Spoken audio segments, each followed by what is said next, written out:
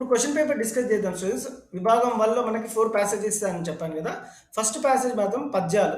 పద్యం ఇచ్చి దానికి అనుసంధానంగా 4 క్వెషన్స్ ఇస్తాడు. 8 మార్కులు. అంటే ఒక్కో క్వెషన్‌కి 2 మార్కులు. ఆర్ దీనికి ఇంటర్నల్ చాయిస్ కూడా ఉంది స్టూడెంట్స్. ఈ పద్యము, ఈ ఆన్సర్స్ అయినా రాయొచ్చు. ఇది ఏదైనా చూజ్ చేసుకోవచ్చు. ఈ పద్యము మనకి ఫస్ట్ చాప్టర్ మాతృభావంలో నుంచి అయినా ఇయ్యొచ్చు. ఆర్ శతక మధురిమ. ఈ రెండిట్లో నుంచి కంపల్సరీ ఇస్తాడు. మాతృభావన ఆర్ శతక మధురిమ. సో ఆ 2 లెసన్స్‌లో నుంచి మీరు పద్యాలు మంచిగా భావాలు చదివితే ఈజీగా ఆన్సర్ చేయొచ్చు స్టూడెంట్స్ 8 మార్క్స్. ఈ పద్యానికి ఆన్సర్స్ ఏంటో చూద్దాము. పై పద్యంలోని మాటలు ఎవరు ఎవరితో అన్నారు? ఈ మాటలు శివాజీ యవనకాంతతో అన్నాడు. శివాజీ యవనకాంతను ఏమని ప్రార్థిస్తున్నాడు? ఏమని ప్రార్థిస్తున్నాడు అంటే హైందవుల పూజని స్వీకరించమని ప్రార్థిస్తున్నాడు. శివాజీ యవనకాంతను ఎలా గౌరవిస్తున్నాడు? ఆమెని తల్లి వలె తల్లితో సమానంగా గౌరవిస్తున్నాడు. ఏదైనా ఒక అర్థవంతమైన ప్రశ్నను తయారు చేయండి. ఈ క్వెషన్‌లో ఏదైనా ఒక క్వెషన్ తయారు చేయాల్సి ఉంటుంది. సో, ఈ 4 క్వెషన్స్‌కి 8 marks students. So, first lesson మాత్రం మీరు కంపల్సరీగా భావం చదివితే ఈజీగా ఆన్సర్ రాయొచ్చు. సెకండ్ ప్యాసేజ్ గద్య భాగం చెందిన స్టూడెంట్స్. ఒక ప్యాసేజ్ ఇస్తాడు. దానికి అనుగుణంగా 4 క్వెషన్స్ ఉంటాయి. ఇవి చాలా ఈజీ. ఈ ప్యాసేజ్ సరిగ్గా చదివితే ఈజీగా 8 మార్క్స్ సంపాదించొచ్చు స్టూడెంట్స్. థర్డ్ ప్యాసేజ్ మనకి రామాయణం నుంచి ఇస్తారు స్టూడెంట్స్.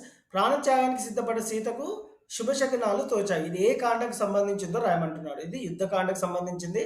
రామకథ వాల్మీకి మనసులో నాటుకుపోయింది. ఇది బాలకాండకు సంబంధించింది. దండకారణ్యంలో మునుల ఆశ్రమాలను సందర్శించి పోతున్నారు సీతారామ లక్ష్మణులు. ఇది అరణ్యకాండకు సంబంధించింది. ఒకనాటి అర్ధరాత్రి మాయావి కిష్కిందికి వచ్చి వాళ్ళని యుద్ధానికి ఆహ్వానించాడు. ఇది కిష్కింద కాండ. సో ఈ విధమైన కాండలు ఆర్ రామాయణంకి చెందిన ఏదో ఒక పారాగ్రాఫ్కి అనుగుణంగా ఒక ప్యాసేజ్ ఇస్తాడు. 8 మార్కులు ఉంటాయి స్టూడెంట్స్. సో ఫోర్త్ ప్యాసేజ్ కూడా సింపుల్ ప్యాసేజే ఉంటుంది. ఇలా ప్యాసేజ్ ఇచ్చి 4 క్వెషన్స్ ఇస్తాడు. 8 మార్కులు. వీటికి పెద్దగా చదవాల్సిన అవసరం లేదు స్టూడెంట్స్. కానీ ఫస్ట్ పద్యాలకు మాత్రం మీరు భావం చదివి వెళ్ళండి. విభాగం 2లో క్వెషన్ ఆన్సర్ సెక్షన్ ఉంటాయి స్టూడెంట్స్. 3 క్వెషన్స్ అడుగుతాడు short answers. 4 marks each question ఉంటుంది. 12 మార్క్స్ ఉంటుంది ఈ సెక్షన్‌లో. ఫస్ట్ క్వెషన్ మాత్రం మనకి కంపల్సరీగా కవి పరిచయం గురించి అడుగుతాడు. సో అది కూడా పద్య భాగం చెందిన కవి పరిచయాల గురించి అడుగుతున్నాడు. సో ఈ కవి పరిచయాలని నెగ్లెక్ట్ చేయొద్దు స్టూడెంట్స్. కంపల్సరీగా బై హార్ట్ చేసి వెళ్ళండి. సో కంపల్సరీగా కవి పరిచయం ఒకటి ఉంటుంది. మళ్ళీ మళ్ళీ చెప్తున్నాను. అండ్ సెకండ్ క్వెషన్ మాత్రం గద్య భాగంలో నుంచి నేపథ్యం రాయమంటాడు. ఏదైనా ఒక లెసన్ తీసుకొని ఆ పాఠ్యభాగ నేపథ్యం గురించి రాయమంటాడు. థర్డ్ క్వెషన్ మాత్రం పాత్ర స్వభావాలు. రామాయణం నుంచి పాత్ర స్వభావాలు రాయమంటాడు.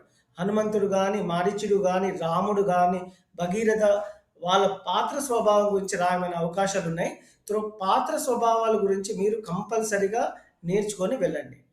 ఇప్పుడు లాంగ్ ఆన్సర్స్‌లో మనకి 3 క్వెషన్స్ అడుగుతాడు. 8, 9, 10 ఇంటర్నల్ చాయిస్ ఉంటుంది. Each question 8 marks. So Shivaji వ్యక్తిత్వాన్ని విశ్లేషించండి. హనుమంతుడు సముద్ర లంఘనం ఎలా చేశాడో రాయండి. ఇంటర్నల్ చాయిస్ అన్న either you have to write this question or this question. ఏదో ఒకటి రాయాల్సి ఉంటుంది. సీతారామ కళ్యాణం గురించి రాయండి. లేకుంటే బాల్యం గురించి, రాముడి బాల్యం గురించి రాయండి అని ఏదో ఒక ప్రశ్న రామాయణం నుంచి అడుగుతాడు. 9th క్వెషన్ ఎప్పుడు రామాయణంలో నుంచి అడుగుతాడు. ఫస్ట్ క్వెషన్ మాక్సిమం ఫస్ట్ లెసన్‌లో నుంచే అడుగుతున్నారు స్టూడెంట్స్. సో థర్డ్ క్వెషన్ మాత్రం డిస్కోర్సెస్ అంటాము. కరపత్రం, లేఖ. ఈ లేఖ గురించి మీరు తరోగా చదువుకొని వెళ్తే కంపల్సరీగా 8 మార్క్స్ సంపాదించొచ్చు. సో మీకు లేఖ ఎలా రాయాలి, బాడీ ఆఫ్ ద లెటర్ ఎలా ఉంటుంది అనేది కూడా డిస్కస్ చేసి చెప్తాను మీకు. So these are the questions for second part. అంటే విభాగం 2లో షార్ట్ ఆన్సర్స్, లాంగ్ ఆన్సర్స్ ఈ విధంగా అడుగుతారు స్టూడెంట్స్. విభాగం 3 అంటే పార్ట్ 3లో మనకి గ్రామర్ పార్ట్ ఉంటుంది స్టూడెంట్స్. భాషాంశాలు 32 మార్కులకు ఉంటుంది. అందులో ఏం చదువుకోవాలనేది చెప్తాను.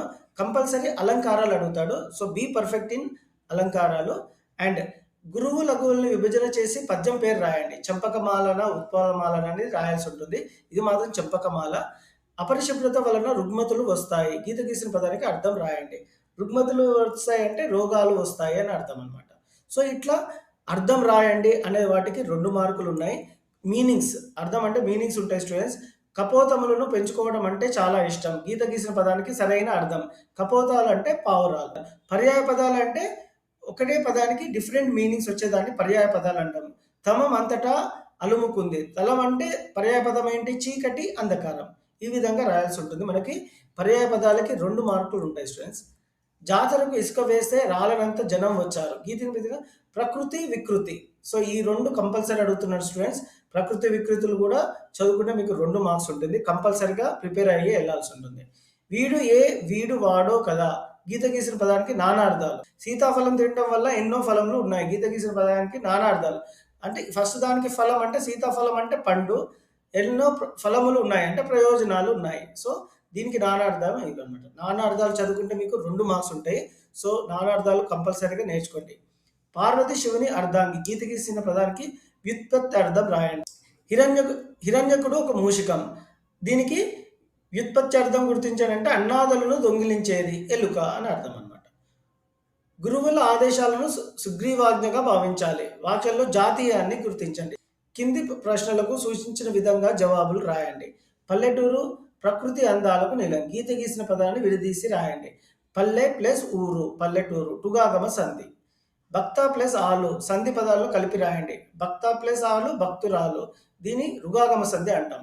జీవనోపాధికై పల్లె ప్రజలు పట్టణాలకు వలస వెళ్తున్నారు. ఇది ఏ సంధి అంటే గుణ సంధి. సో, ఈ 3 మార్క్స్ ఉంటుంది సంధికి కాబట్టి ఎంత ఇంపార్టెంటో మీరు గమనించండి. మానవ చరిత్ర అంటే విశేషణ ఉత్తరపద కర్మధార సమాసము. సో, చిత్రగీవం పెంపకంలో 2 దృశ్యాలు అతి మనోహరమైనది. ఏ సమాసమో రాయండి. 2 దృశ్యాలు 2 అనేది నంబర్‌కి సంబంధించింది కాబట్టి అది ద్విగు సమాసం అవుతుంది. ఏనే పాపాత్ముని ముఖంబు నీక్షింతినో. ఈ వాక్యాన్ని సరైన ఆధునిక వచనాన్ని అంటే ఆధునిక అంటే ప్రెజెంట్‌లో ఈ విధంగా మనం ఎలా మాట్లాడతాం వాడుక భాషలుగా అంటుంది.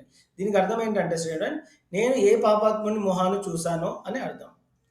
పార్వదేవి వ్యాసుని మందలించింది. ఈ వాక్యానికి వ్యతిరేక అర్థం వచ్చే వాక్యం రాయండి. పార్వదేవి వ్యాసుని మందలించింది అంటే పార్వదేవి వ్యాసుని కోపగించింది అని రాయొచ్చు. కింది క్రియాపదాల్లో వ్యతిరేకార్థ క్రియను గుర్తించండి. చూసి, చూస్తే, చూస్తూ ఇవన్నీ చూడటం. చూడక అనేది వ్యతిరేకార్థక క్రియ కాబట్టి దీనికి ఆన్సర్ ఈ చూడక.